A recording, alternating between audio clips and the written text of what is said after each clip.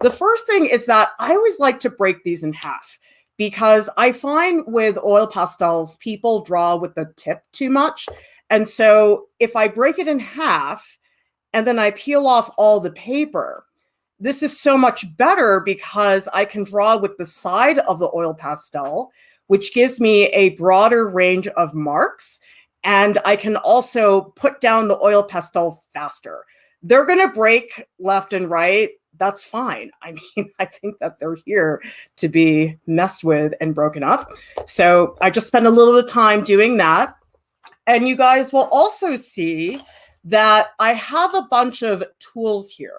Now, these tools are not 100% necessary. You can totally live without these, but they're fun. I mean, there's so many cool things you can do with the palette knife. You can scrape with it. You can take a kneaded eraser and do some pulling and kneading.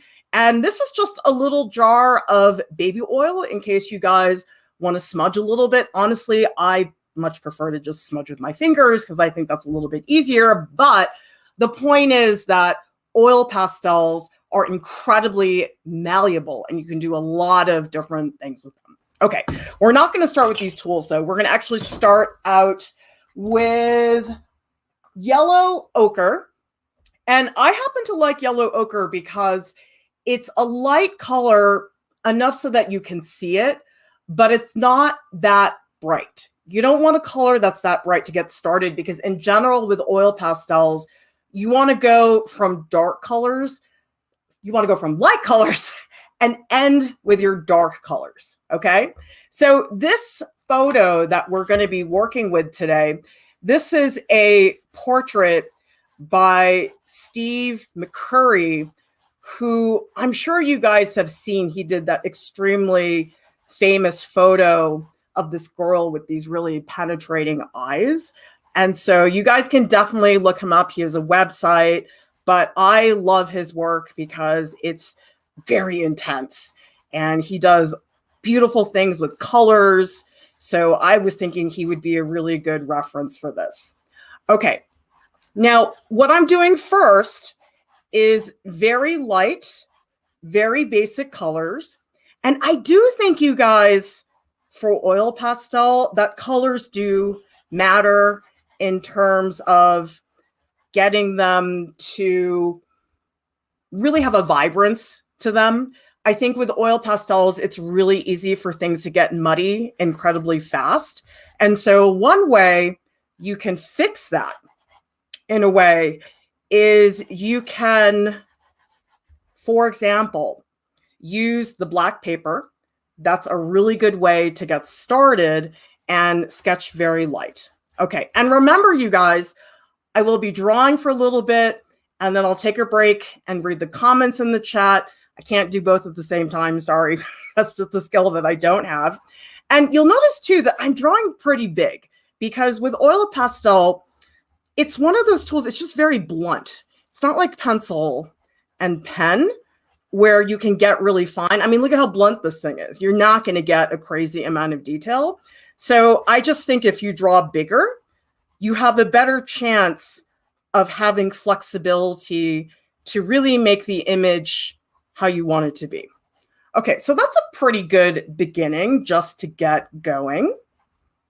We have a question from Vanessa who's asking, if I don't have yellow ochre, what is another good color? Brown? Yeah, brown, burnt sienna. I tend to like earthy tones. That's totally up to you guys. But you can play with something crazy. Like if you want to do blue, that's totally cool too. Okay, now, next thing I'm going to do is I'm going to start to use the edge of the pastel just to really quickly block in some basic colors because, ooh, crap, I have this like stuff from underneath. You know what I'm going to do? I'm going to go get some extra sheets of paper to put underneath this because I can see there's this line that's starting to come through. So just give me a minute.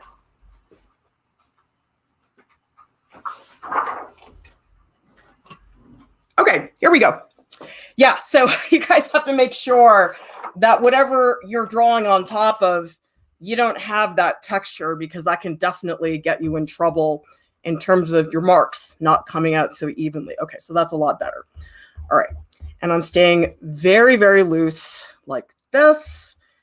And he's got so much facial hair that I'm just going to do a small indication of the lip, but I'm not going to really do that much more than that. And the hat probably needs a little bit more going on in there. Okay, now what I'm going to do is I'm actually going to spend some time working on the background, okay? Those of you guys who I know, because you're all asking in the Discord, what do I do with the background? Got to get it in early, guys. Okay, that is the key, because if you look at this color relationship, do you guys see, like, just by putting down that blue, it changes my perception of the yellow ochre. And so don't tell yourselves that these backgrounds don't matter, because they're hugely important. If you guys really want to have an understanding of the color relationships, this is not something you can throw in at the last minute, because the way I'm doing the blue, this is going to influence the way the rest of the drawing comes out. So this has to make it in there really, really early, okay? And then even I would say, let me grab another blue here. I'm going to peel this a little bit more. I'm not going to spend a huge amount of time on the scarf, but I do want to just give a slight indication very lightly of the contour of what's going on. I might come back later on and add some more, but again, like, this is not one of those things you can say, oh, I'm going to do the face and then I'll get to the scarf. Guys, got to get this in early. Otherwise, it's going to come back to haunt you. I can tell you that. Okay.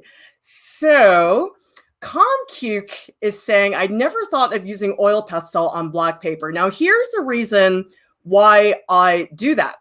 It's because if you guys use oil pastels and you use white paper, you always end up with this like grain that honestly is really hard to get rid of. Like, you have to put on a crazy amount of oil pastel to have no grain. But you can see I have lots of grain here, but it's fine because the grain is darker than the yellow ochre. And so it's just easier to manage, okay?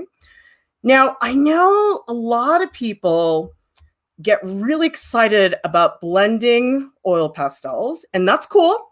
But I can tell you guys, my personal preference is to build it up more directly.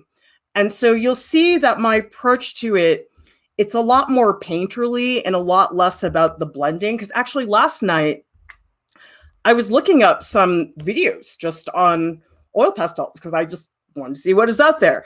And so many tutorials, it was like all about the blending. And I was like, honestly, that's not my favorite part of the oil pastel process. I happen to like the direct mark a little bit more because, oh man, so substantial. Like, this feels good, guys. And let me tell you one thing. I have not drawn with oil pastels since I was in high school, which I think you guys know I'm not 25. So my staff are in their 20s, but not me. And so I'm rusty and I have not done this in a really long time. So those of you guys who are trying it for the first time, I'm not that far away from you guys in terms of experience with the material, which is fine. I mean, I think that this is all a learning process, okay? All right, I'm just gonna emphasize a little bit better some of what's going on in there. Okay. I think what I want to do now, see, the eyes are really a pain because they're so white. I mean, Steve McCurry, you are really good at intense eyes that stare into your soul. Tell me, you guys in the chat, what do you think this guy is thinking? Who do you think he is? I don't know. That's sort of something I like about portrait photos is like just wondering, what is the story behind this person? Who are they? So tell me in the chat, who is this person? What are they up to? Okay, don't forget the ears. Now, another thing that is really cool, you guys, about pastels, in my opinion, they get really warm. And so they get smearier and smearier the more time you spend with them, which I actually think is a really big asset. So what I'm going to do now, and honestly, the only reason I'm doing this is because of the photo. Like normally, I don't think I would go in and do the whites of the eyes this soon, but they're so white. I mean, they're probably the brightest part of the portrait by far. So I feel right now, at least with this portrait, I can't really get away with not putting that in early on because it's such an integral part of the portrait. Okay. Maybe a little bit of smudging. Yeah, like I know people have all these smudging techniques, but honestly, I like my fingers the best. I feel like they're the easiest for me to control. But I think the problem is that with oil pastels, oftentimes your finger starts to get really raw and oh, that feels terrible after a little while. So I find that a little bit challenging. Okay, I do want to change the color up here because I don't think I want this to stay the same for too long. Like I definitely need to show the color change that's going on because like even this side of the hat, it's pretty bright in terms of contrast. And I'll get back in there later and do more, but definitely something like that to get that going, I think would be a good way to distinguish the two. Let's see what people are saying in the chat. Seven Angelica is saying, I like to imagine something funny to cut the intensity so he's thinking, yeah, I'm sexy, or did I lock the front door? I love that. That's wonderful, you guys. Let's see. Ra Nunk is saying, wow, this is by far the quickest portrait by you. It already looks so shapely. Honestly, I feel that this process with oil pastel, it really is more similar to sculpture in a way. Ew, I don't like this purple. There was another purple I had earlier. Oh, it's this one. Oh, here we go. Okay. Purple's a great substitute for the black, especially when you have dark purple on top of black paper. It's really nice. So I'm going to go in here and I'm going to re-emphasize his eyebrows because, oh man, he's got great eyebrows. They're so thick and substantial. Actually, you know who has the best eyebrows, you guys? Eugene Levy on Schitt's Creek. He's so good. Oh my God. Oh crap. I hope I don't get demonetized for that. Shoot. Oh, that would be really bad. Shoot, you guys. I don't want to get demonetized for saying Pitts Creek. Crap. All right. I totally forgot. Okay. So the purple is a good way for me to get in and make some changes without resorting to black. And so for those of you guys who have drawn with oil pastel in the past, my recommendation, don't use the black pastel until you're almost done. Like at the very, very end, you can add. And the same thing with soft pastels, like that black pastel, it can be the end of the world, you guys. Just don't do it, okay? Because it's so muddy, so smeary, it gets on everything. It's just the worst. So don't use it until the very end. And I will use it eventually, just not right now, because I don't want it to get in the way of the other colors. And actually, you know what's really cool, you guys? There is this like peachy color back here that I do want to add just a little bit of variation and actually maybe a little bit of blue to show this. This is how soon your background has to come into play, you guys. You cannot wait until the last minute. I mean, I cannot tell you how many times I'm going into Discord and people have this like beautiful portrait that they've worked really hard on and done a great job. And they come in and they say, well, what do I do with the background now? And I'm like, it's too late. Like you need to think about it way sooner than that, guys. Don't do that right when you're about to be done. Okay. Boar is saying it's pretty cool you're streaming this because I actually just bought a set of oil pastels last week. Thanks for the stream. Awesome. Lunaire says I'm drawing along with crayons today. First attempt to draw on black paper since ages. Awesome. And tell me, you guys in the chat, I'd love to hear how many of you guys are here for the first time. I'm always so interested because I know obviously we have some of you guys who are hardcore fans. Thank you very much. But it's always so fun when new people come in who have never been here before. So tell me in the chat if this is your first time catching us live, your first draw along, whatever it might be. Because how cool is it? People from all over the world watching right now. Okay, I think, gotta solidify this lip a little bit more. So there's this like upper lip that goes like this, and probably I need to make the lower lip more substantial. And by the way, you guys, this peach color, really try to resist using it, because actually I had a friend in art school. We used to make fun of him because he used to buy this tube of paint. It was literally called Flesh, and it was this color. I mean, there's so many problems with that. I'm like, that's not Flesh for everybody, for some people, but not everybody. But I think it is tempting to use it, but I think sometimes it ends up being a crutch. So I like to use this color more as a highlight rather than as a ground, because I think a lot of people start with this. But I like having the yellow ochre as a base, because I feel like that gives me more opportunity to build and blend. Because sometimes with a color like this that can feel very close, but it actually is not, you can get a little lazy. Okay, so you'll notice, it feels so creamy. It feels so good. Like, I have not used this material in such a long time. Do you guys like that, or does it bother you? Tell me in the chat. Do you guys like how smeary these are, or do you find it messy and difficult to work with? Because it depends. I mean, some people don't like it, so it depends.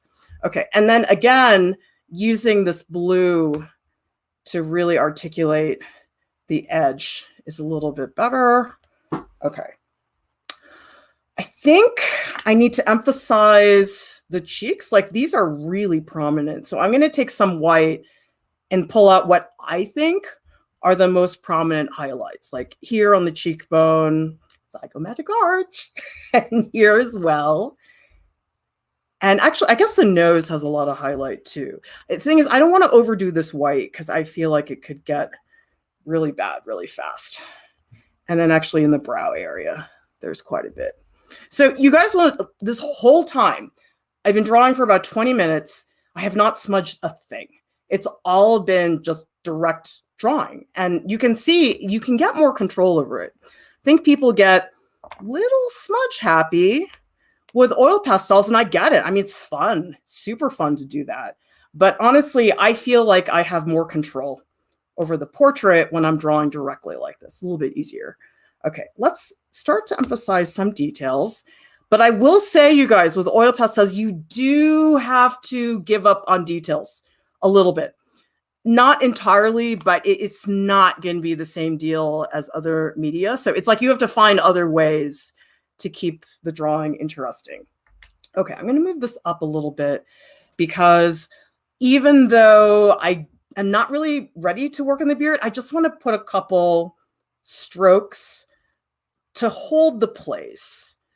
I feel like if I let that go for too long, I'm missing a key part of his personality. So I definitely want to get that in. Okay, let me see what you guys are talking about. Become the Color says, I got Van Gogh oil pastels. I think they're super hard to blend and kind of chalky. Plus it scrumbles a lot.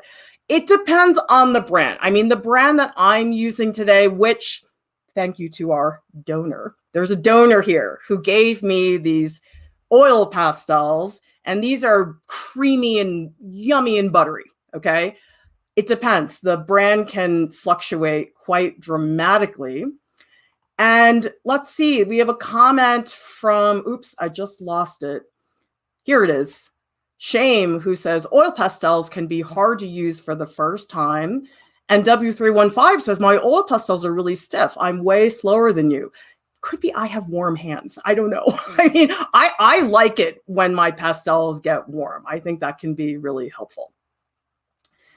Let's see. Madeline is asking, can you add other media for details with oil pastels or no? You can. I mean, part of the problem is sometimes you have issues with the adhesion. Like oftentimes pencil's not great to use. I mean, I think you could use oil bars, or if you are working on canvas, you could use oil paint, but it probably should be something like that. Okay, PKMN says, I enjoy oil pastels, but I don't use them much because they hurt my hands after a while. Well, one thing you guys can do is I'm going to use some of these tools. Like this is actually for sculpting, but you can save your hands by doing stuff like this. I mean, it's not the same type of mark, and I'll do more once I have more pastels on the surface. Amaris is saying, I became a crayon artist, wanted to know if you have any videos on this technique. We do. So you want to go into the drawing playlist and look up drawing tutorials, and you will find that.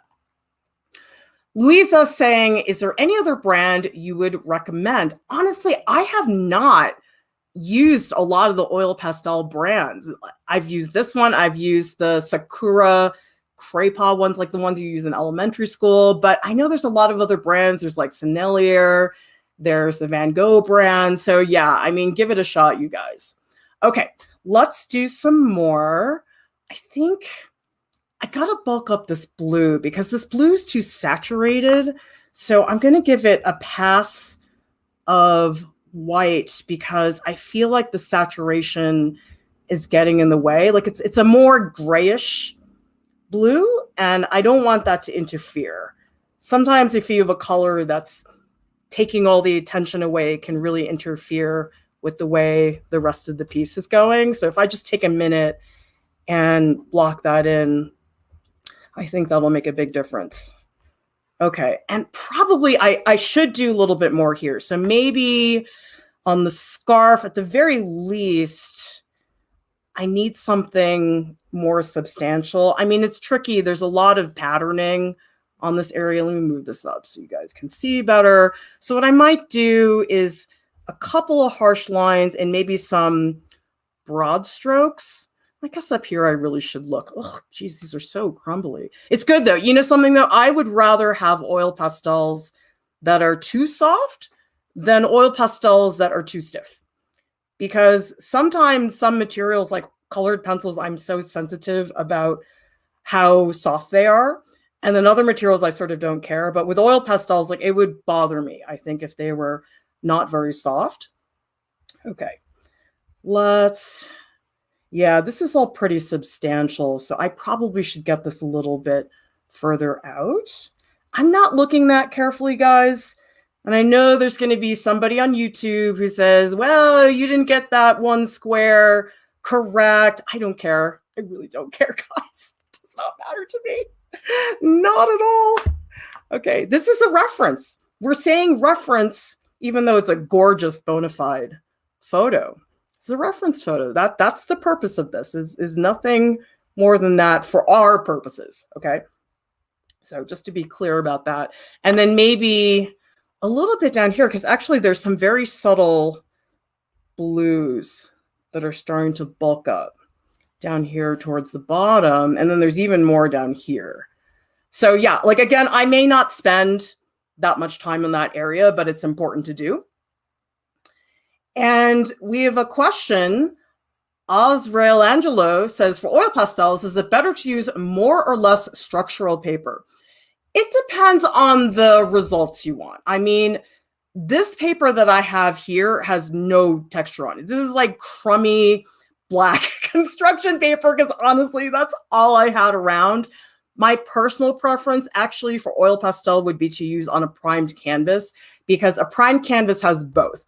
It's textured, but you can also glide across it. So I tend to like that better. You can also use pastel paper, which has a little bit of a tooth to it. But again, I feel that it's personal preference. Like some people love the texture like me. Other people like to be able to glide a little bit better. Okay, let's see. I think I need to get back into this area probably with a little more of this color. I mean, we'll see how far I get with this, you guys. This might just be a quick and dirty piece, and maybe at some point I can do one that's more sustained because like for the layering, you can go forever with this. It's really quite remarkable. Okay, let's get in and redefine some of the facial hair. Because yeah, you guys can see with the black paper, I feel honestly like half the work is done for me. Like I don't have to work that hard to put things down, but it's like if I was using white paper, this process would be so much slower in terms of really trying to get that down. Okay, let's maybe fix up some of these eyes. It's hard. I think I made them a little bit too big, like that. Okay. Yeah, that's a little bit better in terms of the size.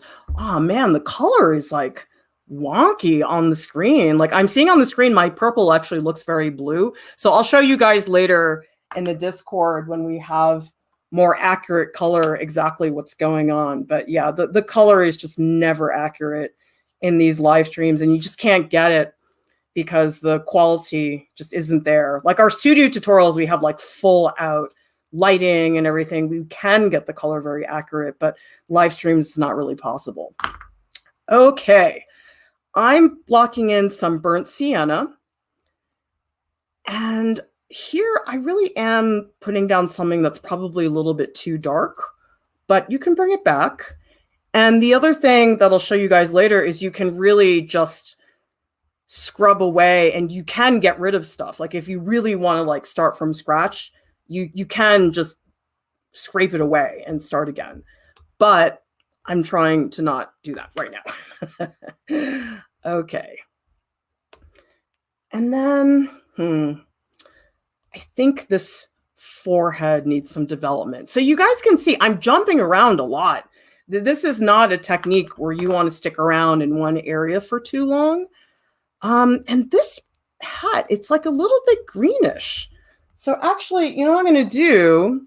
Maybe this like light olivey green. I don't know. This might be a big mistake. We'll see. But honestly, you guys, I just totally, with oil pastels, I give up on accurate colors. It's just not worth it. I mean, you can. Some people definitely do, but I don't think it's necessary. So how about let's just block in some greenish color back there. That's probably a little bit too much. So maybe I'll do a pass of some quick burnt sienna up here just to tone down that green. It's a little bit too much. And then maybe bulk up. Like you can see in here, the highlight is largely in this area. I'll save the texture stuff for later, but the more important thing about the hat is really showing, I think, the highlights. It's very important. And also, you guys will notice this too. Like, look at the color of the hat compared to the skin. Like, the skin is much darker. So actually, what I should do is come in here with some burnt sienna and make that much darker. So a lot of this is comparisons. It's like, how dark is that area compared to this area? And if you go from there, it makes a little bit more sense. Okay, I need to go in and re-emphasize these eyes. I know they're a mess. I'll go back in and fix them later, but they are so critical to this portrait. And they're very dramatic, so I don't want to leave them alone for too long. Oh man, he is really intense. Okay. And then I might start doing some smaller strokes here, but this is a stylistic choice. Like I have a friend who is crazy good at detail with oil pastels, and her work is so rendered and refined, but it's a personal taste thing. Like I love what she does, but it's not what I want to do as an artist. So it depends. I mean, if you guys want to do something that's more rendered, that's more controlled, you know, be my guest, do it. But you have to sort of decide on your own, like, hey, is that the approach I want to take? I don't tend to like that so much. I tend to like something that's a little bit more expressionistic. But again, it depends on what you guys want to do. I think I made his head a little bit, you know what I'm going to do? I'm going to expand his cheekbones because I think that they're not quite enough. And so now what you guys are seeing, now I really have built up a pretty significant foundation of color, and it's awesome. Like you can really push the oil pastel across the paper, and that's a whole other rhythm compared to what I was doing earlier. All right. I think we need to pull in some more burnt sienna. And actually, you know what I should do? I should definitely get in the lighting on the lip, which is in the middle. You'll notice lighting gets prioritized. It's not something you can wait until the last minute to do. You should definitely get it in as soon as you can. So let's go back in with the white. And I'm pressing hard, guys. Like, this is not me just tickling the surface. It's a lot more than that. Okay. I think I didn't make his shawl wide enough. I think it should be a little higher. So let's go in and maybe fix some of the contour over here. I think could be a little bit better. And maybe some blue, because I don't want to overuse the purple. I feel like that might be a little bit too much. Okay, that's a little bit better. And I am going to scrape down a little bit the eyes because I feel like this is too much. So what you can do with a palette knife is scrape like this. And then that leaves me room to go back and add the strokes that I really think should be there. So I'll do more with the palette knife in a little bit, but right now I just want to get this stuff in here. Okay, maybe doing some squinting. Tell me, you guys in the chat, do you squint when you draw? I feel like I can't draw without squinting. Like if I don't squint, I have no idea what's going on. It's just really confusing. Okay. These wrinkles are so important. And so I'm really going to spend time getting them very articulate. Like here, this really should come in very aggressively. Ooh, that feels good. Oh, these are awesome. Like, I'm so excited. Like, how come I haven't used these in such a long time? It's a little ridiculous. Okay, he's a little peachy. I feel like he needs maybe like a light purple. Maybe this purple that I was using earlier. It's a little bit too orange for me. He's got more of a olivey purple complexion. So maybe some of this purple will help out. I don't know. We'll see. Yeah, like especially the sides. This is way darker than what I have. Okay, that's a little bit better. Now I think it's time to work on the lips. Little bit of pink down in here. And this really has to get brighter, this area above there. Okay. All right. Let me see what you guys are talking about in the chat. And Become the Color says, how long are these streams usually? This is my first time catching one live. Awesome. Usually 80 minutes or so. It depends. I mean, I have gone longer. It sort of depends. And Margaret says that blue is actually purple. Yes, it looks so different. Yep, it's so purple on my screen. I mean, it's so blue looking on my screen, but here it really does look very purple. Nolan says, I just sand over oil pastels painting if I really hate it. You can use sandpaper. I'm not such a big fan of it because it does rip up the paper a little bit, but yeah. Rarest says, I've just joined the Discord server and I'm so lost. You know what I would do? Jump in there and just ask somebody for help in the general channel. Because yeah, it can be a little bit disorienting if you're not used to Discord, but we have some phenomenal mods who are super supportive and encouraging. So I'll be happy to see you in there. And I just want to give a shout out to Tom G. Thank you so much for the super chat. We always appreciate your support because your donations are what make it possible for us to continue making Art Prof free and accessible to everybody. Conceptual Truth says, I love how there are all these lines in the drawing that go up in a V shape from his chin. Such drama. It's an amazing photo. I mean, I sort of feel like when you have a reference photo like this, like you almost can't go wrong, you know? It's like, and that's where you guys have heard me say in the past, it's like your reference photo is everything. If you guys have a crummy reference photo, it's like you might as well just give up at that point. So as you guys know, I do have that Flickr collection that I'm hoping you guys are taking advantage of. If you don't know what the link is, it's in the video description below. You might have to scroll down a little bit. I don't think it's at like the very top, but it's definitely in there. So take advantage of that. Let's really pump up this burnt sienna, like especially this shadow. Ugh, now it's starting to get really pilly. Is that what they call it? You know, when you have like fleece and it gets all pilly, I suppose that's the word for it. I don't know. Okay.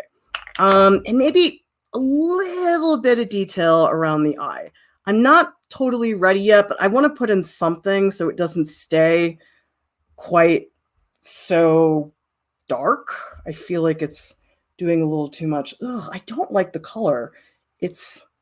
I need more, maybe it's not burnt sienna that I need. Maybe I need like some pinkish colors. You know what? Let's try this magenta.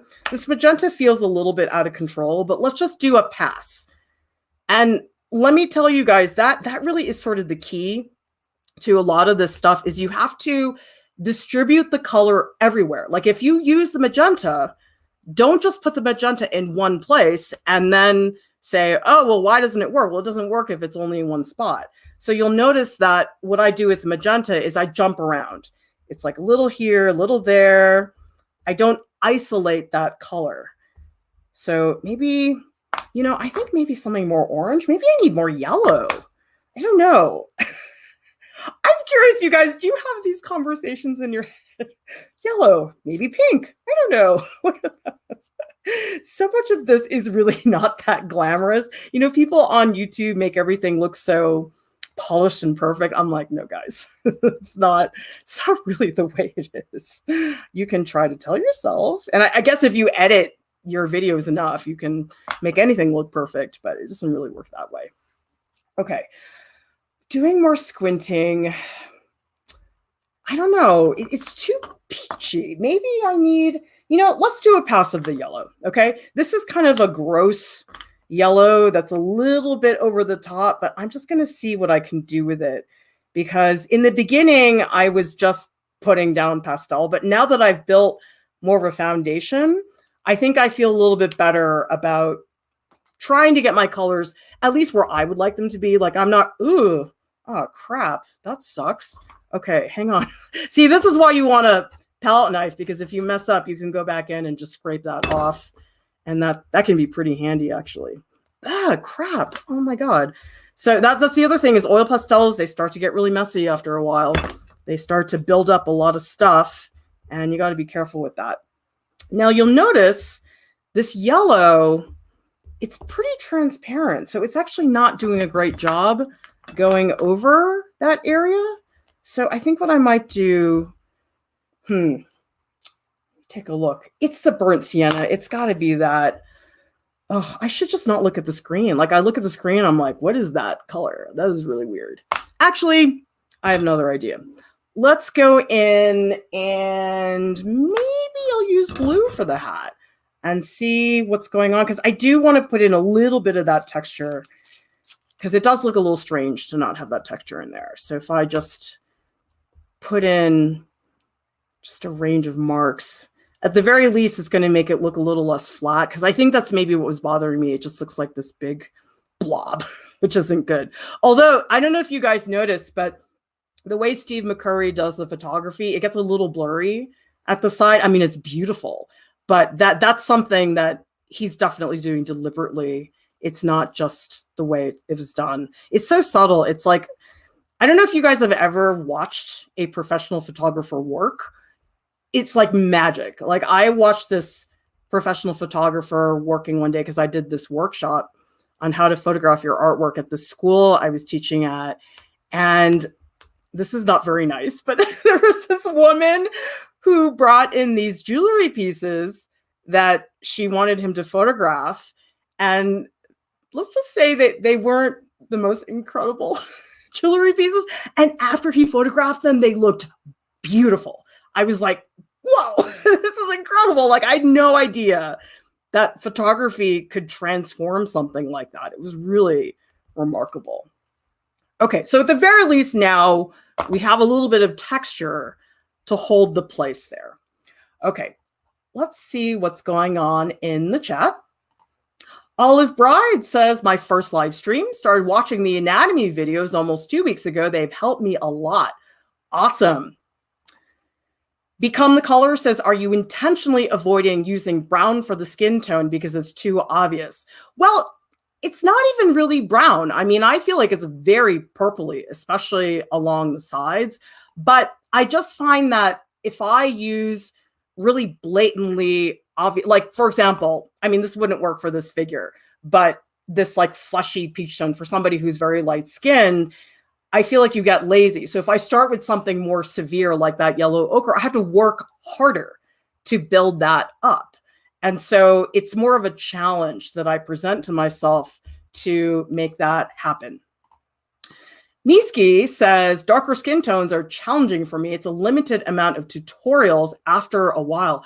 That's so true. You know, somebody was telling me, because I was doing a stream on how to draw hair, and actually had somebody say to me before I released it, they said, oh, can you please make sure that you show people that don't have blonde hair? I was like, why? They're like, well, I mean, duh, of course, because you want to show a wide range. And they were like, oh, because all the tutorials on YouTube are people with blonde hair. I'm like, that's not going to work. I'm like, people have so many different types of hair. Like, how can you be so narrow-minded in terms of the way you think about representing a wide range of people? So Tainley says, skin tones aren't really a local color, they are transparent. Yep, that's what's really hard about skin tone in general, is that it is very much skin upon skin upon skin, and skin is transparent. And so you really can't just pick one color. And also, depending on the lighting situation, it could also be very different as well. Rares says, are oil pastels hard to clean? Well, they get all over your hands. I mean, actually, this is not that dirty, but but they are hard. I mean, what I use is that like Gojo pumice cleaner tends to be a little bit better. And JT says, what are your thoughts on oil pastels versus traditional oil, or more general liquid medium versus portable mediums? Which one is better for beginners? I would say if you're really just starting from scratch, it is really fun to draw with color. Drawing with crayons, chalk pastels, oil pastels. I find that those are a really nice segue into oil painting. But I mean, if you're super stoked to paint, just paint. I don't think that you have to do color, medium, and drawing before you paint. I don't think there's anything like that. But there is the simplicity of it, because with oil pastels, there's so few things you need. I mean, you really could just use oil pastels and paper and you're fine. And there's something really nice and straightforward about that. Oil painting, oh, it's so much gear. It's like silica oil brush cleaning tank, cotton rags, brushes, glass palette. It's just a lot to organize. And so if you're wanting something where you can get results just right away, use oil pastels first. And then you could, for example, work your way up to oils. Oils is just a lot to be doing. Dan says, first time watching live from Ireland. Awesome. Wonderful. And Blue Will Spirit says, baby oil takes the pastel off your fingers. Oh, that's cool. I never thought about using that to wash your hands. That's a really good idea. Dat Sketcher says, I've seen people using baby oil to blend oil pastels. Yep, that's why I have baby oil here. And we'll get to it in a little bit. Just I'm having too much fun just putting down the very bold marks. Darian says, looks great. Are skin tones and shadowing hard to do? I can't remember the last time I used crayons. I don't think that they're hard necessarily, as much as it is you have to tackle the specifics of every single portrait and figure out what's really going to work. Okay, I am going to do a little bit of black. Not that much. Don't want to go haywire with this, but I do need to get in a more specific shape for the eyebrows. What I'm doing more here is just doing the contour of it and the eyes as well.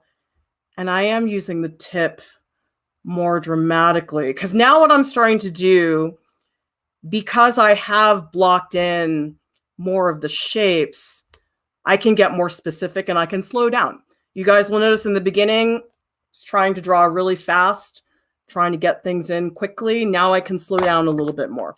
Okay, maybe some of the yellow ochre. See, what's nice about the yellow ochre is that it is opaque. The bright yellow is not. It's very transparent. And so that's what's tricky about it. I got to do more squinting. Maybe a little bit of black. What happened to my black? This is always happening. I can't find anything. Here we go. Okay. Maybe on the side of the eye coming down. Yeah, he has like really intense eyelashes. Sheesh. Okay, let's do a little bit of blending. I might just take this yellow to do some blending, because the thing about this yellow is it doesn't really affect I would say the strokes that much. That does feel better. I think I was missing yellow. I think it was just too, yeah. You know what? I'm going to get in some of this green. Everybody see this like olivey green? Maybe a couple strokes here or there just to make it a little cooler.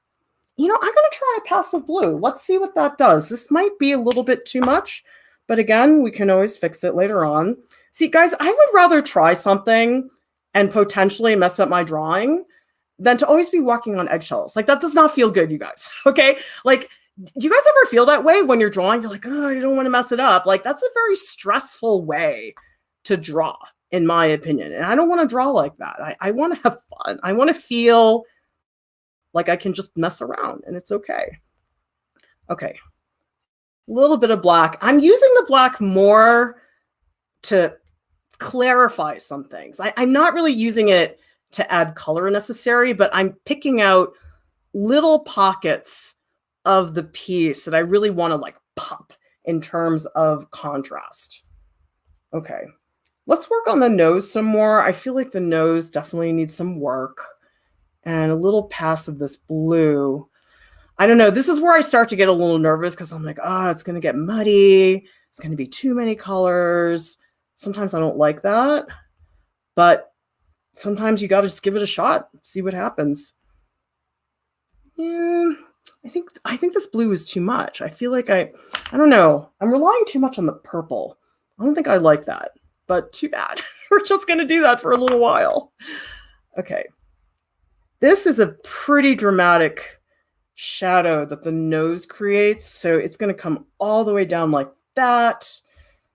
And I probably need to re-solidify the nose because I sort of lost the highlights that are on top. Come down like this. Okay, and this pushes up. Oh man, those lips look terrible. He looks like he's wearing those like Halloween lips, you know, those like plastic lips that you put on top. It looks so terrible. Oh my God. Okay, let's fix your lips. You can't stay this way forever. I think they need to be more fine. I think that I just made them a little too plump. Maybe that's the issue. Get that up. And this lower section of the lip, it's like pretty sharp. What happened to my purple? Like, oh man, I'm always like losing my pastels. Okay, so like here, let's really thin out this lip. This is just so thick the way I made it at first. Yeah, that's a little bit better. And then push this up some more because this is all the facial hair that's coming down. Oh, God. See, this is where you're just like, oh, man, this is so blunt and so hard to do detail. But it's like you have to find another way around it. And that's, again, why I really advocate you guys drawing a lot bigger, because it just, people oftentimes think, oh, well, if I draw bigger, it's going to be harder. It's going to take longer. That's not necessarily true. It depends on the material. But oftentimes for me, drawing bigger is less stressful. Like I feel sort of confined when I'm using a small sheet of paper. I mean, it depends on the person. Some people really like that. And so it depends. Okay, let's move this up. And I see a little touch of skin right here. It's probably not that bright, but I'm using it to like shape the beard a little bit more. So let's get back in here with the black and see what I can do with that. Okay. Because I think actually I don't have enough beard down here. There's this like really large shape. So I'm just going to get in here. Oops, I didn't peel my pastel. Let's see. Ow. I have no nails, you guys. Okay. I have a confession. You know what? I've never had a manicure in my life. People think I'm crazy. I'm like, why would I want a manicure? You ever see my hands? My hands are a disaster. Like any manicure I got would just disappear in like a day. Yeah, I definitely need to expand this because I think the beard was just, it's not substantial enough. So that's another nice thing about the black paper is the black paper, like you just take black crayon or pastel and it's like it takes care of everything for you. It sort of erases things, which I like a lot. Ooh, it's starting to get really messy, guys. Whose drawing is getting really messy like mine? Let me know. And, you know, if I had more time, I probably would go in and spend more time on some of these patterns because it's a beautiful pattern that he's wearing. But I want to make sure I have enough time to really get into some of the facial features. So maybe a few more. Now, here, you guys, is where your pressure, the physical pressure that you exert with the pastel makes a really big difference. Okay, so you can see before I was like pressing into the paper. I'm not doing that now. Right now, it's just a little bit of me, little slight touches. And even the littlest touch goes a long way. So what I'm going to do briefly, a little bit of smearing. I don't want to put it everywhere, but just to work that beard more into the surface, I think would be better. Okay. Let's see what people are talking about. Dat Sketcher says, what's the difference between working with gouache and oil pastels? I've used both before with minimal exposure on the latter. The more I see folks using oil pastels, the more I wonder. They're really different. I mean, gouache is paint. Gouache, to me, the way to describe it, it's in between acrylic and watercolor. It's got the opacity that watercolor lacks, but it's not remotely as thick and juicy as watercolor. I think the thing about the pastels, for me at least, it's an issue of control. Like, this feels very solid to me. Gouache is not like that. Gouache is like very flowy and you can lose control of it very fast. This is pretty concrete. I mean, the oil pastel, once you put it down, doesn't go anywhere. Like, the gouache can go for a walk and it's like, bye, see you later. And so it's challenging. Oil pastel, it's sort of like a kid that actually listens to you. It's like, yeah, that's not my kids, but I guess in theory, there are children that listen to adults and do what they ask. Although sometimes, like, I go to these parent-teacher conferences and they'd be like, yeah, your daughter's she's so kind and respectful. And I'm like, I don't know who you're talking about because that doesn't sound very familiar based on what happens at home. But I guess that's very common. People say that kids who act out at home, they are very well behaved sometimes in school because it's like when they come home, they just like let it fly, you know, which is good. I mean, they need a place where they can just be all crazy and stuff. Like, I'm totally cool with that, even though they drive me crazy sometimes. Okay, let's break this up. And let's see. That one person says, I'd rather walk on eggshells than completely ruin my work, but some risks are worth taking, I suppose. My feeling, that one person, you don't know. And I don't want to feel when I look at my work that I have a sense of regret, that I say, oh, if I just maybe, because you know what? Sometimes ruining your work is necessary. You have to be able to make some pieces that are totally process oriented, that are not about making something that looks great. Because, you know, I can't make something that looks great all the time. In fact, most of the time I don't. And so for me, at least, I feel like if I'm too precious, I really limit the possibilities of where I could take my work. Okay, let's see. Ginny says, Professor Lieu, thank you for Halloween lips because it is how my graphite drawing is.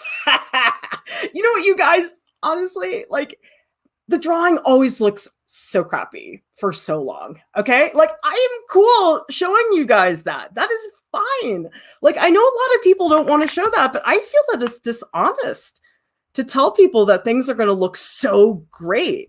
Like, have you guys ever watched a tutorial where it just, the artist doesn't seem to make any mistake ever, and it just kind of makes you feel crappy? At least that's how it would make me feel if I was like somebody who was just getting started. I would find that very intimidating. And sometimes I think people need to see mistakes. People need to see that the process is just way more flawed than that. And you need to feel like it's okay to mess up. You have to. That's part of the learning process. I mean, I don't spend a lot of time watching YouTube tutorials, but I do feel that in general on social media, it's all competition for like, look how perfect I can be. Look how jealous I can make people about my margarita. It's just very annoying. And I don't want to do that. I want to be real with you guys. I want you to see the real deal. That is much more important. Ugh, that looks terrible. Shoot. Speaking of looking terrible, look, Exhibit A. This is exactly what you guys can do. And you know something? Here's what I think. You guys should have times when you're just messing around. You should not always feel that when you sit down, you got to make a masterpiece. That's terrible. Who could work under those conditions? I think that's very stressful, you guys. So never feel that you got to knock it out of the park every time, right? It's like, think about, actually, my daughter is really into skateboarding now. So I've been watching a lot of, what's his face? Tony Hawk. Tony Hawk skateboarding videos. And it's funny because she'd say to me, oh, I'm so bad. I'm not very good. I'm never going to learn those tricks that they do. And so we watched all these Tony Hawk videos. It's just him wiping out, like over and over and over again. Like there was this one video, they built some weird playground thing for him. It was insane. I was like, you're nuts. I cannot believe anybody would want to skateboard down this thing. But anyway, it was just clip after clip after clip of him just falling on his butt over and over and over again. And I was like, great, cool. They need to see that. People need to see that. Oh God, the eyes look terrible, you guys. Shoot. Of course, it's like the most compelling part, but I feel like I'm messing up the pupils a lot. So let's go back in and see if I can just do some more careful drawing to get that shape a little bit better. I think it's this one over here. I think this one's a little too high. Let's see.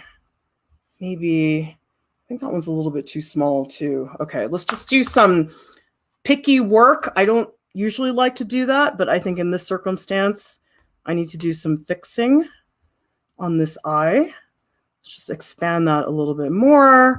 And then if let's see, maybe work some black over that. Sometimes, like, if you're trying to really clear something up, the black is necessary because just no other color. It's not a good color that you want to like rely on. Like you don't want the black to like try to fix all your problems. It won't. You need other colors in there to make that work. All right. And then I sort of lost the eyelid. So let's bring that back. Maybe down here. Yeah, the eyelid is pretty dramatic going in there. That's what it was. I think I just lost the eyelids temporarily. I have to definitely put them back. Okay, oh, geez, these eyes. The thing is, these eyes wouldn't be so horrible to do, but it's like the oil pastel is so blunt that it's not making my life easier. All right. All right, let's go back in.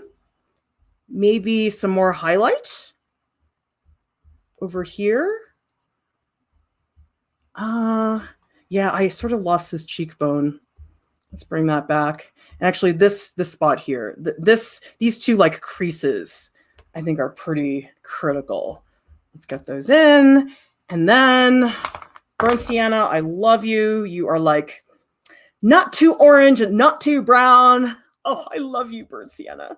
You guys ever have certain colors you're just partial to? You're just like, I just love you, French ultramarine. You're just fabulous. And then you're like, ugh, phthalo blue, you're really annoying. Okay, let's see what people are saying in the chat. Miski says, does anyone struggle with details when working with oil pastels? I've seen people use Prismacolors to fix those problems. I'm curious to how that works. I've never used Prismacolors before. I don't know if you're talking about colored pencils or something else, but I feel like it's better to just stick with the material and give in to the material. Like every material, in my opinion, has its own special set of talents, okay? Oil pastel is not good at details.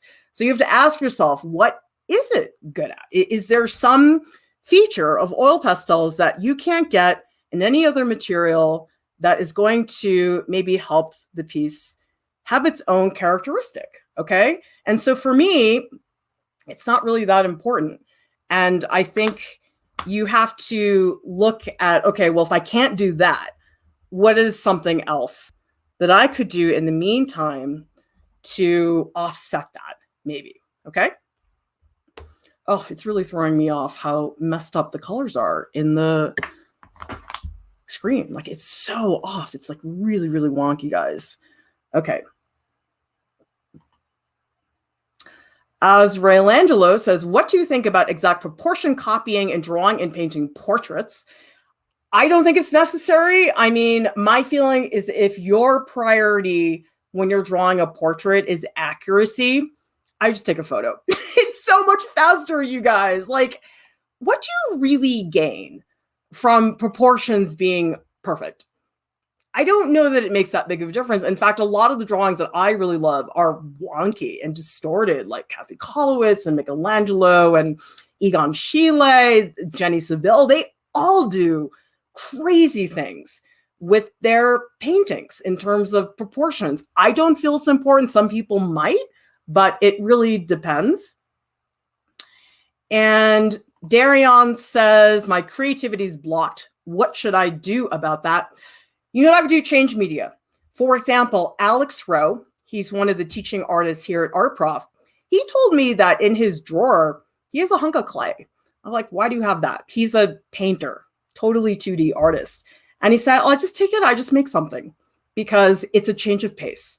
So sometimes making something out of that clay may not be better, but it's better because it's different, if that makes any sense. So you might not actually make anything good with that clay, but it's something that shifts your mindset temporarily, take like a little vacation from that. So you could say to yourself, okay, for this week, I'm just going to work with clay, even though I'm not a sculptor and I have no experience. Let's just do that. Let's take a little vacation from my artistic self. I do that a lot because I'm not really a very good sculptor, but I have sculpture experience. And it is, for me, a good way to step outside of myself temporarily. So that is a good way, I think, just shift up your perspective a little bit. So you're not feeling like, oh God, it's like same old thing and same issues. Like that can be really tricky to do, guys. Okay. I did want to look at the chat one more time, though, before I dig into this, because I did see a couple more questions. Okay. Let's see. Wow, there's so many questions here. I'm sorry, you guys. If I don't get to your question, you could ask me in the Discord because the comments are just going so fast. I can't get to everybody. Payne Bravo says, I always ruin the gestures of the person in the portrait. At first, I'm happy with my strokes.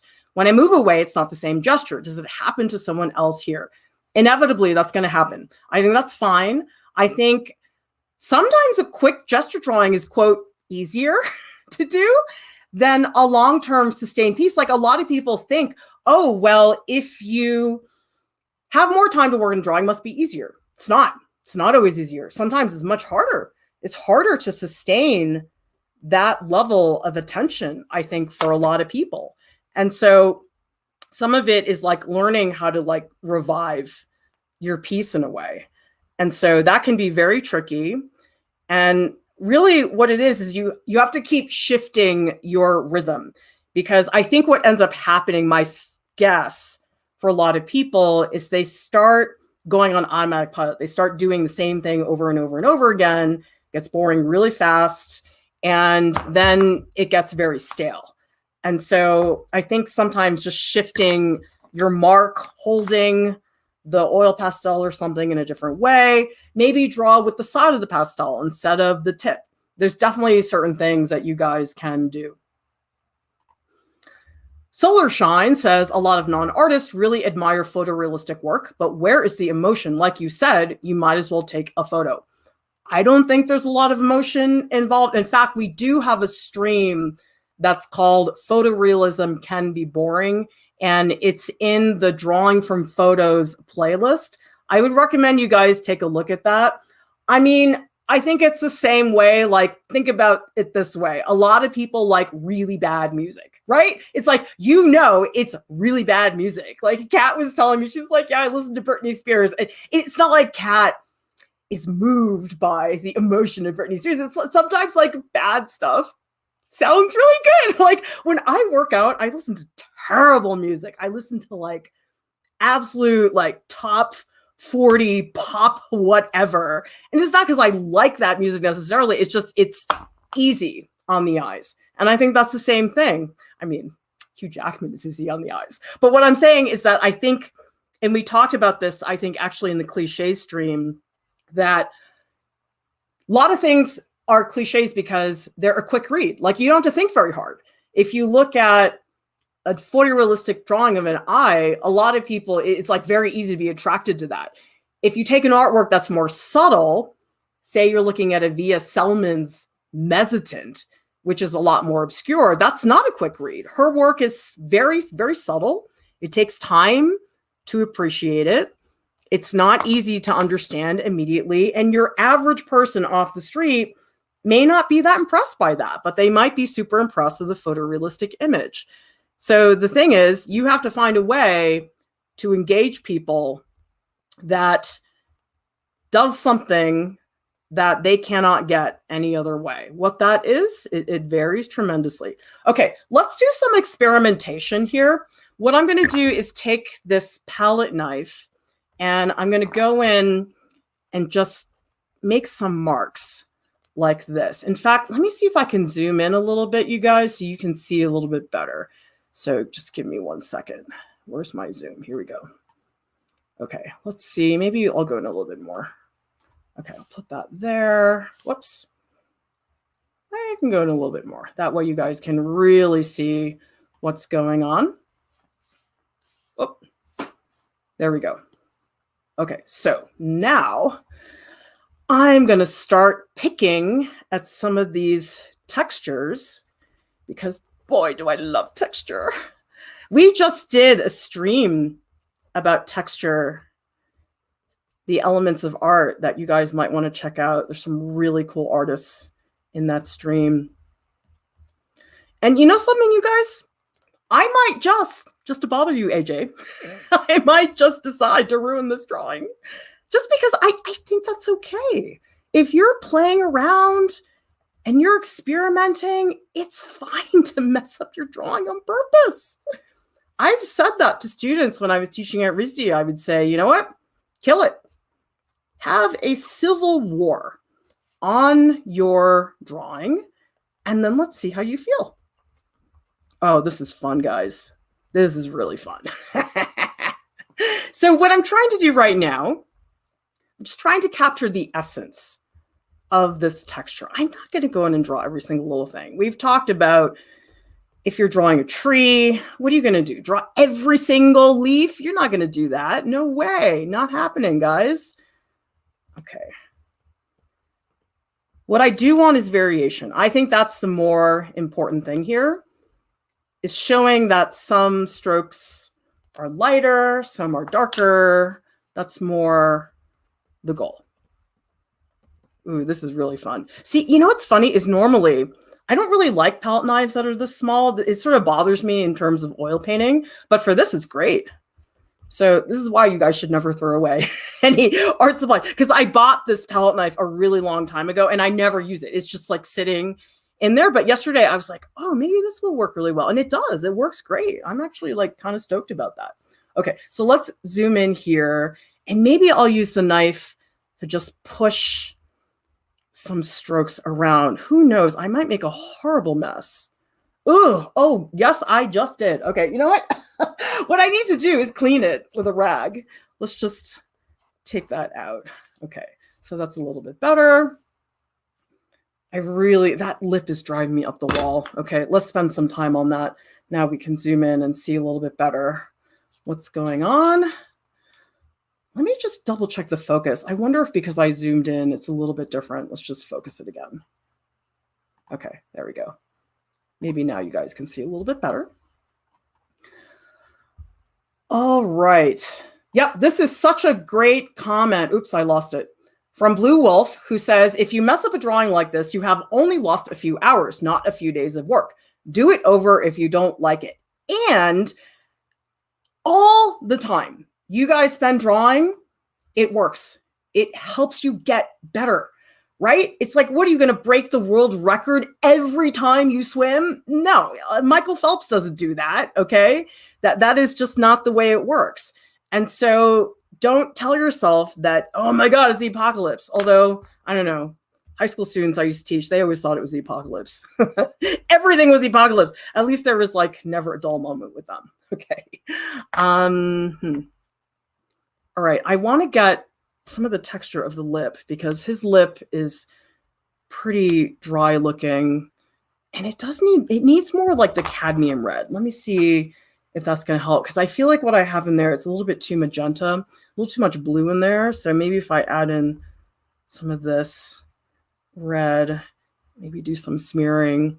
Yeah, so I don't know if you guys are surprised that I haven't done a lot of smudging with my finger. I just don't think it's necessary. I think I'd rather just play around with this and have more fun. I need burnt sienna to come to the rescue. Yes. Let's give the nose some more shape. I feel like I lost the shape of the nose. Like especially here, I think this highlight. So I guess the way I would describe my technique, it's like you just throw stuff down and then fix it. That's more what it is. Like I actually think it's easier to do that than to try to nail it the first time through. I think if you try to do that, that's actually very hard. I think that's way more stressful to me than anything else. Okay, let's really dig in this eye socket. That's got to be more dramatic. In fact, we got to spend more time on these eyelids. Yeah, I think I'm overdoing the white. You got to be careful. White can get very pasty very fast. And so it's not a color you want to spend all your time on.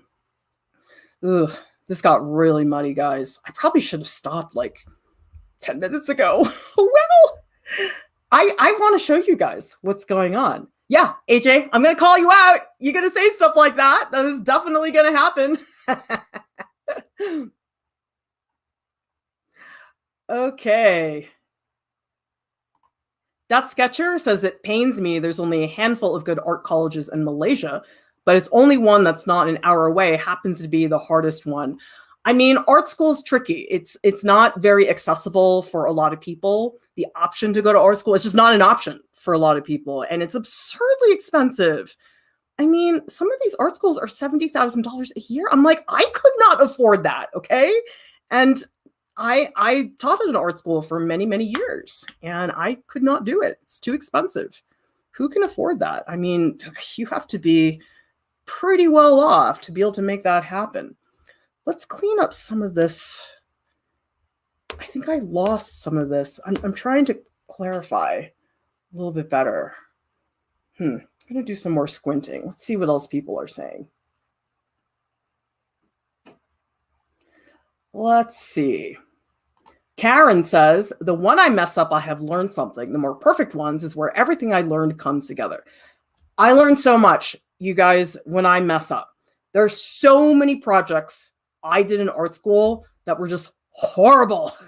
But I learned a lot because, more importantly, I sort of learned what I should not do. And that's important, you guys. I really think that things don't have to work great. It's unrealistic for that to be the case. Rachel says, smudging constantly is extremely tempting. The texture without smudging adds a certain depth you can't achieve otherwise. Well, I think it makes it more direct and more confident in the strokes, because I think that there is, like you said, a temptation to want to just like buff and polish, and you lose the range of textures. And when everything is the same, it gets really boring really fast. And so that for me is the thing. I mean, actually feel like I have more control if I'm doing that. I'm doing more squinting now. Maybe, all right, it might be time for me to actually like really use the black. I was really holding off for a while, but I might want to do more right now because I actually am getting there. It's getting really muddy, so I might need to step away for that very reason alone. So maybe I'll start to block in some of these blacks, especially up here in the shadows. Like I was really avoiding that for a while. And maybe some more texture, like these little bits of hair on the side would be good to add. Oh, and the facial hair. Oh yeah, for sure. Yeah, I've been sort of putting that off too. If anything, just a couple marks on the side And definitely underneath the lip, we need some contrast there. Yeah, I think the issue with the webcam is just the image gets like all blown out, which is a pain, but what are you going to do? I wish there was a way to like get DSLR quality video on a live stream, but I think you can't. I've looked at it for sure. Okay. More squinting. I want more green up here. I feel like this whole area is a little bit too brown. I feel like maybe if I just add some little speckles of green, maybe some dark green. Like I actually have not used, like this is kind of a cool green. Okay, let's try this one.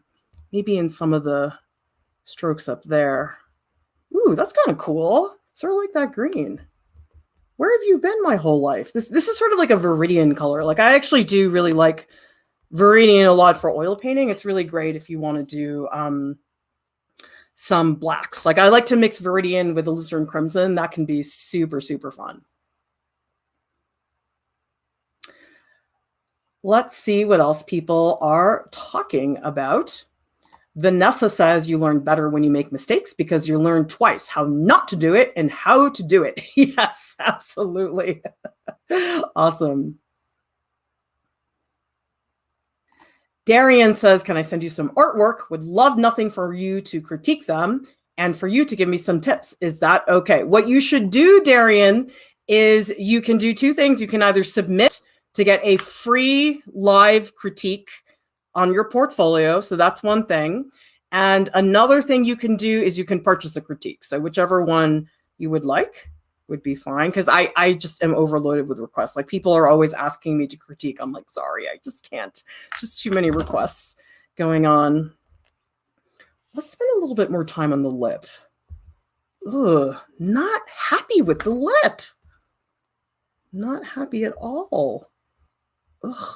Maybe it's this upper lip. Maybe it just needs more articulation. Ugh, but now I feel like I'm using too much black. And I feel kind of crappy about that because I'm always telling you guys, don't use so much black. And here I am like doing it. You guys ever notice that? It's like when you're a teacher, it's like easy to give people advice. You're like, oh, just do this. And then you sit down and you try to do, you're like, this is hard. You always feel like such a hypocrite because you're like, I always tell my students to do it. And then you're like not doing it yourself. That's very common. Okay, maybe some like little texture spots in here. I'm going to do some more like stipply strokes to get some of the texture of the hair in there. Maybe more up by the eyebrows, but I think I'm getting there, you guys. As far as, and honestly, it's not because I think it's done. It's because I feel like the drawing has sort of run its course. Not that I think I'm going to ruin it necessarily, but I can feel the colors getting muddy. And I do think that with oil pastel, that does become a concern after a little while, because there is sort of a limit to what you can do. Let me do just a little bit of baby oil. I actually have never done this before. So let's see. I'm just going to put a little bit on my finger. Let's see if that, maybe some smudging on the beard. Ooh. Oh, that's weird. I mean, it's okay. It's a little hard to control. Let me do a little bit in here. Oh, it's really smeary. Sheesh. I don't know. Maybe not for this portrait. Maybe for something that's more landscapey, I could see this being very helpful. But I actually think it's sort of messing up my drawing a little bit. How about a little bit of scraping back here? Let's just move some of this around so we get more different strokes, like especially up here. I'm just gonna like scrape this down a little bit like that. And there's a few more marks here. It's pretty blurry. So actually, you know what I might do? I might use the baby oil in this upper section over here. Oh my God, that is so smeary. Shoot. Okay, let's get some of that off. That is kind of nice because that is a very blurry part of the photo. So I feel like that could make some sense. Yeah, that's all right. I don't think I'm in love with that. Okay, let me zoom out so you guys can see a little bit better what we're looking at. All right, here we go. Okay, now you guys can see that more. Let me zoom out a little bit more. And that way you guys can see more what's going on. I still think, couple little things, couple little like drawing things. I think it's something about the contour of the ear is not great. And maybe I should articulate better the edge of the hat. I feel like that sort of disappeared.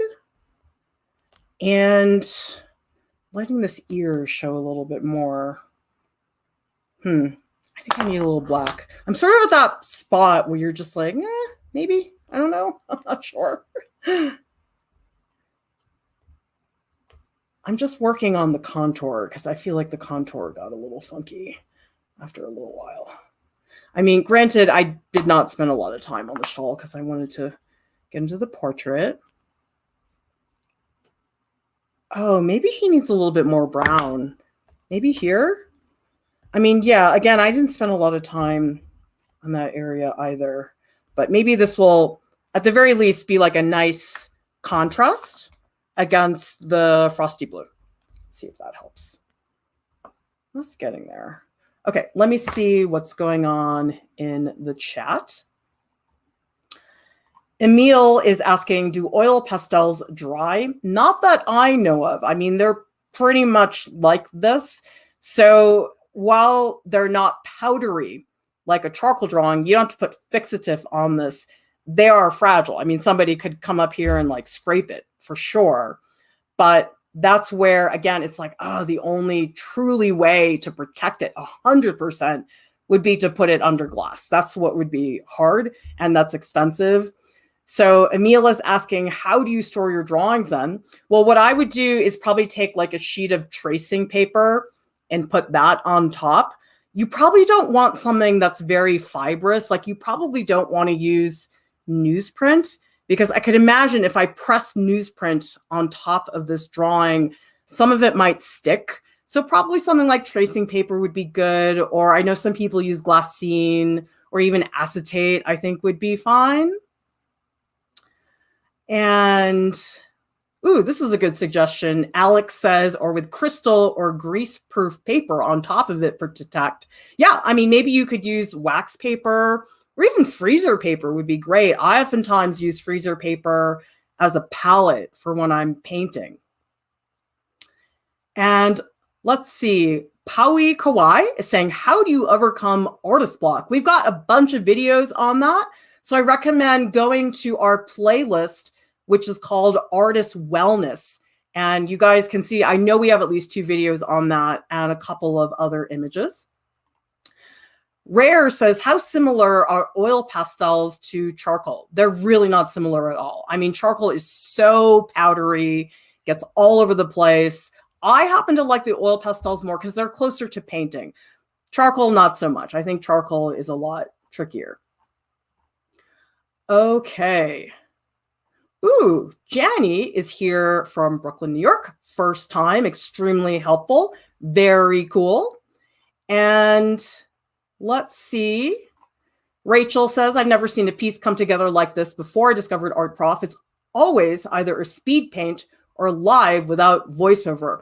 I'm not into those. People love those time-lapse videos so much. I know that they're so popular, but if you're really here to learn, you're not going to learn from a time lapse. I mean, sure, it's fun. It's like eye candy. That's fine. But I think seeing the movement sped up like that, you really don't have an understanding of what the rhythm is for what is going on. Great comment from Zoe, who says, if pieces came out perfect every single time, art wouldn't be fun anymore. Absolutely.